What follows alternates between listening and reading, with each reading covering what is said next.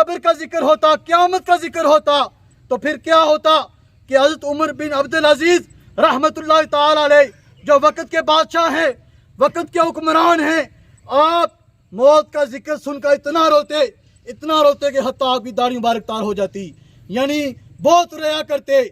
تو ہمیں وہ پیغام دے کر جا رہے ہیں کہ یہ جو مصرفیت ہے یہ اپنی جگہ، لیکن ہمیں اس سے وقت نکال کر رب کو بھی یاد کرنا ہے اور آخرت کی تیاری بھی کرنی ہے۔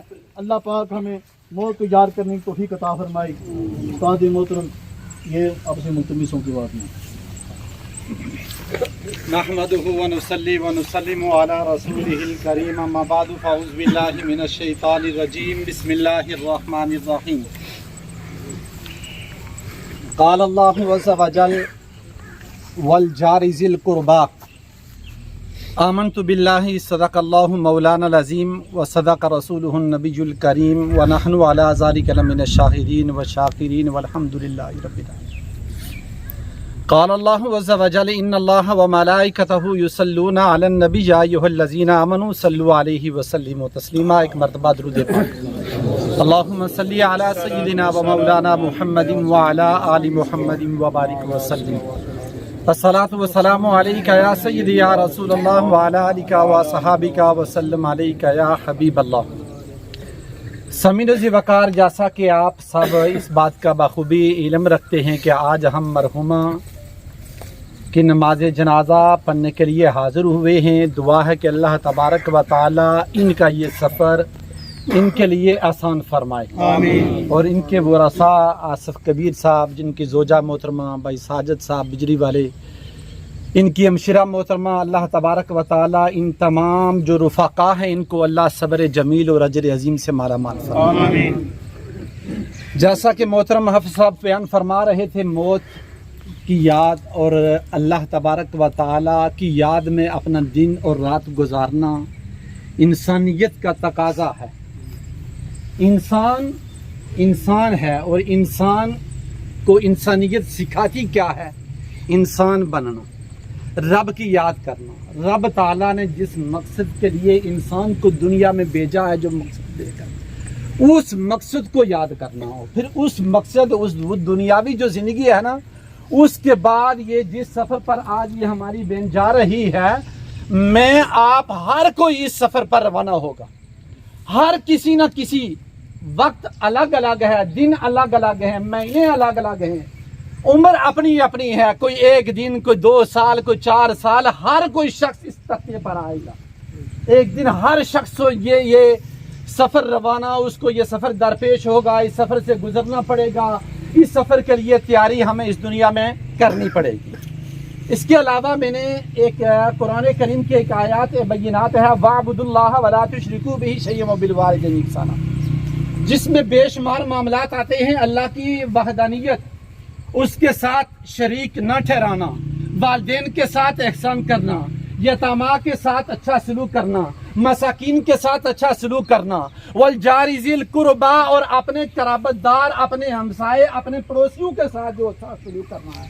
جو میں نے الفاظ تلاوت کیے ہیں وہ ہے والجار ذی القربیٰ، اپنے جو ہمسائے ہوتے ہیں نا، انسان کے جو پڑوسی ہوتے ہیں، ان کے حقوق اور ان کے معاملات، ان کی عزت عظمت، ان کی مال و جان کی حفاظت کرنا۔ اسلام ہمیں یہ سبق سکھاتا ہے۔ نبی دو عالم صلی اللہ تعالی علیہ وسلم نے اس کی تعلیم فرمائی۔ ایک مرتبہ نبی دو عالم صلی اللہ تعالی علیہ وسلم نے یہاں تک فرمایا، جبریل امین مجھے پڑوسیوں کے حقوق کے متعلق اس قدر میرے ساتھ طویل گفتگو کرتے تھے، حتیٰ کہ مجھے یہ اندیشہ ہو جاتا کہ کہیں پڑوسیوں کو وراثت کے حق میں نہ، ان کو میرا وارث نہ بنا دیں۔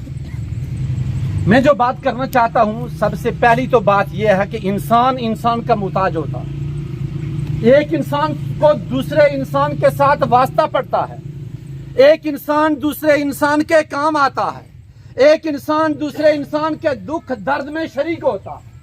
اور ان میں سب سے زیادہ جو کام آنے والے لوگ ہوتے ہیں وہ کون ہوتے ہیں؟ انسان کے پڑوسی ہوتے ہیں۔ اور ہر لمحہ انسان کو تکلیف بھی، اذیت بھی، دکھ بھی انہی پڑوسیوں سے ملتا ہے۔ انسان کی کوئی بہن ہے، بھائی ہے، قرابت دار ہیں، عزیز و قربا ہیں، قریبی رشتہ دار ہیں، لیکن ہے وہ دور۔ انسان پر جب کوئی مصیبت پڑتی ہے تو سب سے پہلے اس کا پڑوسی، چاہے اس کا خونی رشتہ نہ ہو، اس کا حسب نسب اس کے ساتھ ملتا ہوا نہ ہو، یا اس کے ساتھ اس کا اور کوئی رشتہ نہ ہو، لیکن ہو وہ اس کا پڑوسی، سب سے پہلے اس کے دکھ اور درد میں شریک اس کا پڑوسی ہوگا۔ اور اسی طرح اسلام نے ان تمام معاملات کو مد نظر رکھتے ہوئے ان کے حقوق اور ان کے فرائض مسلمانوں کو سمجھا دیا۔ اللہ تبارک و تعالیٰ کے محبوب نبی دو عالم صلی اللہ تعالیٰ علیہ وسلم نے ارشاد فرمایا، ان تمام معاملات کو بیان کرتے ہوئے ارشاد فرمایا کہ بعض معاملات میں ایک پڑوسی ایک ہمسایہ دوسرے ہمسائے پر اعتماد کرتا ہے، اور اس کے ایک پڑوسی دوسرے پڑوسی کے لیے مفید ہوتا ہے، فائدہ مند ہوتا ہے، اور اس کی مال و جان کی حفاظت، اس کی عزت و عظمت کی حفاظت کرنے والا ہوتا ہے۔ نبی دو عالم صلی اللہ تعالیٰ علیہ وسلم نے فرمایا کہ جو شخص یہ چاہتا ہے کہ میں اللہ اور اس کے رسول صلی اللہ تعالیٰ علیہ وسلم کے ساتھ محبت کرنے والا ہوں، یا وہ اللہ کی محبت اور رسول اللہ صلی اللہ تعالیٰ علیہ وسلم کی محبت کا دعویٰ کر رہا ہو، یا انسان یہ سمجھتا ہو مجھ پر میرا اللہ اور میرا رسول مجھ پر راضی ہو جائے، تو اس انسان پر یہ لازم آتا ہے کہ وہ اپنے ہمسائے کے جو حقوق ہیں ان کی ادائیگی کا خیال رکھے۔ نبی دو عالم صلی اللہ تعالیٰ علیہ وسلم نے یہاں تک فرمایا کہ خدا کی قسم کہ جس کے قبضہ قدرت میں میری جان ہے نا، اللہ تبارک و تعالی پڑوسیوں کے حقوق کی ادائیگی اور پڑوسیوں کے حقوق کے ساتھ نیکی کرنا، ان کے ساتھ معاملات بہتر رکھنا، یہ اسی کے نصیب میں ہوتا ہے جس کے مقدر میں اللہ کی رحمت شامل حال ہوتی ہے۔ اللہ کی رحمت شامل حال نہ ہو تو انسان اپنے پڑوسیوں کا خیال نہیں رکھ سکتا، اپنے پڑوسیوں کے دکھ درد میں شریک نہیں ہو سکتا، انسان اپنے پڑوسیوں کو اذیت پہ اذیت پہنچاتا رہتا ہے اگر اللہ کی رحمت شامل حال نہ ہو۔ بلکہ نبی دو عالم صلی اللہ تعالیٰ علیہ وسلم نے ارشاد فرمایا کہ تم اپنے پڑوسیوں کو دین کے معاملات، دین کی راہ اور دین کی تعلیم بھی ان کو سکھاؤ، یہاں تک کہ جس طرح تم اپنے مال جان، اپنی اولاد، اپنی عزت، اپنی عصمت کی تم حفاظت کرتے ہو، تمہارے پڑوسیوں پر بھی، تمہارے جو ہمسائے ہیں ان کی عزت، ان کی مال و جان اور ان کی دیگر جتنے بھی معاملات ہیں، جس طرح تم اپنی چیزوں کی حفاظت کرتے ہو اسی طرح ان کی چیزوں کی بھی حفاظت کا ذمہ اللہ نے تم پر لگایا ہوا۔ ایک اور بات، جس طرح ایک عصمت داری جو ہے نا، یہ اسلام میں ویسے بھی ایک سخت گناہ ہے، جس طرح انسان اپنی بہن بیٹی کی عزت اور اس کی حفاظت کرتا ہے نا، اسلام اپنے پڑوسیوں، اپنے ہمسائے کی بیٹی اور اس کی بیوی کی بھی حفاظت کی تمہیں حکم فرماتا ہے۔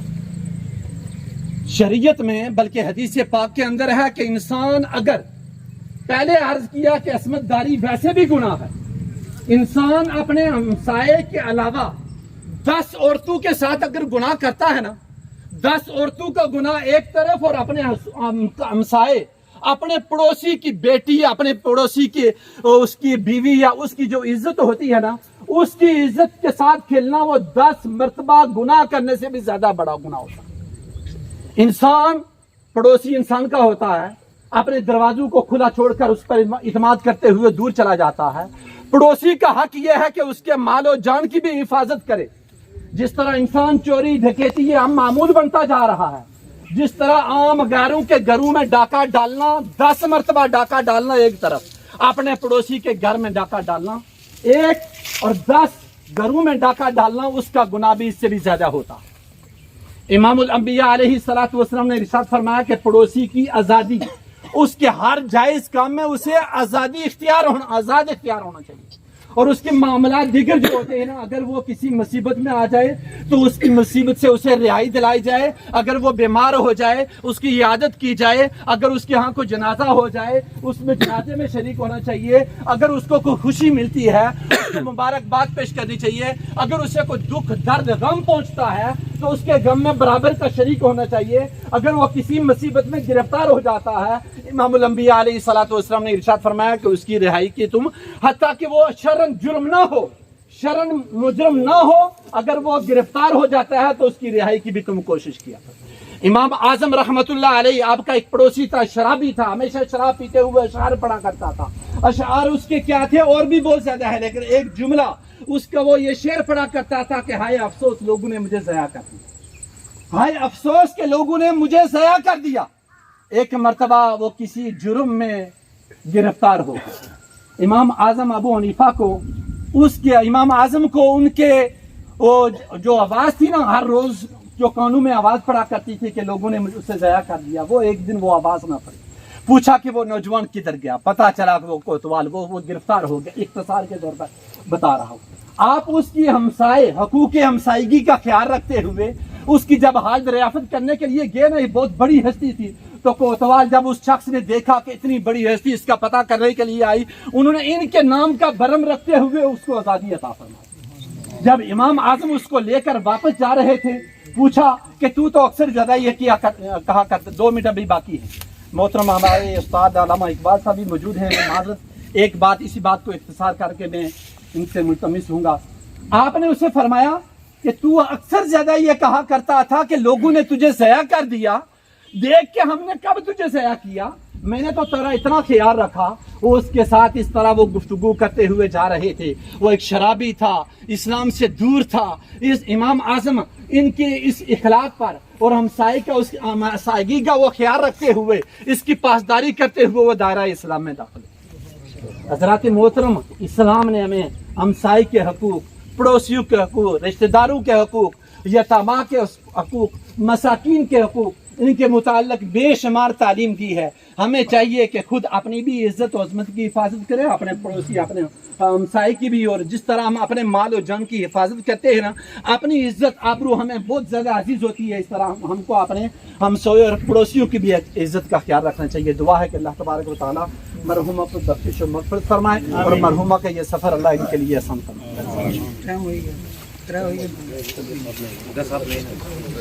मिन कुल्ली बलाइ दुनिया व अज़ाबिल आखिरा। अल्लाहुम्मा अहसिन आक़िबतना फ़िल उमूरि कुल्लिहा व अजिरना मिन ख़िज़्यिद दुनिया व अज़ाबिल आखिरा।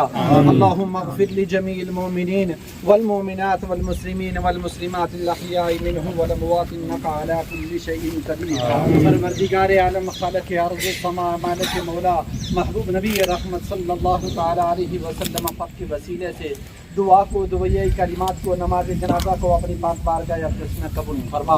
इसका सवाब अंबिया, औलिया, शुहदा, सालिहीन, औलिया कामिलीन, शुहदा इस्लाम और तमाम उम्मत मरहुमा मग़फ़ूरा की रूह को पेश करता हूँ, कबूल फरमा।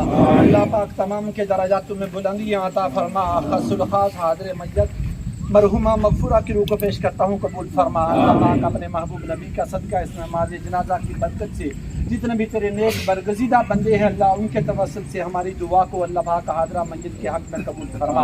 इनके लिए ज़रिया बख्शिश और मग़फ़िरत फरमा। ये जिस सफ़र पर रवाना हो रही हैं अल्लाह पाक, इस सफ़र की तमाम मुश्किलातें इनके लिए आसान फरमा। कब्र की घबराहट और कब्र की गर्मी से अल्लाह इन्हें महफूज फरमा। कब्र की वहशत से अल्लाह इन्हें महफूज फरमा। कब्र में मुनकर नकीर के सवाल जवाबात में अल्लाह पाक आसानियाँ अता फरमा। कब्र में इनको राहतें और सुकून अता फरमा। कब्र को कुशादा और वसी फरमा। कब्र में महबूब नबी रहमत सल्लल्लाहु तआला अलैहि वसल्लम पाक की बार बार ज़ियारत और पहचान नसीब फरमा। कब्र ता हशर मनाज़िर आसान फरमाते हुए बारोज़े महशर सय्यदा तय्यबा ताहिरा आबिदा ज़ाहिदा फातिमातुज़ ज़हरा रज़ियल्लाहु तआला अन्हा की इज़्ज़त वाली चादर का साया और सैयदा अम्मा आयशा सदीक़ा और जितनी भी अज़वाज मुतहरात हैं अल्लाह उनकी माहियत नसीब फरमा। दुआ है कि इनको सब्र पर अजर अज़ीम अता फरमा। व सल्लल्लाहु तआला अला हबीबिही मुहम्मद व अला आलिहि।